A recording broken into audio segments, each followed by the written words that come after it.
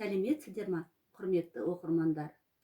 Бүгінгі елімізде болып жатқан мына індетке байланысты кітапханамыз оқырмандармен қашықтықта жұмыс атқаруда болғандықтан, биылғы жылғы мерейтой иелерінің бірі Абай Құнанбайұлының 175 жылдық мерейтойына орай Абай оқулары челленджін ауылды кітапханашылар арасында және оқырмандармен байланыс ретінде өтуде. Абай Құнанбаев. Поэзия.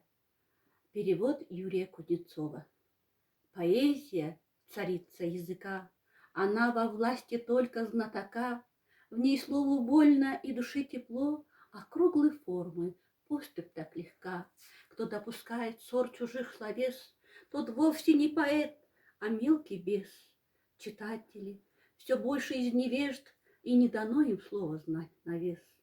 Аяд и Хадис дали слову сок, чтобы расцвел поэзии цветок.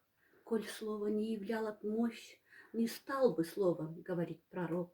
Пророка, праведника, певца, ученого, святого мудреца влекли слова, они слагали стих во имя сил и милости Творца.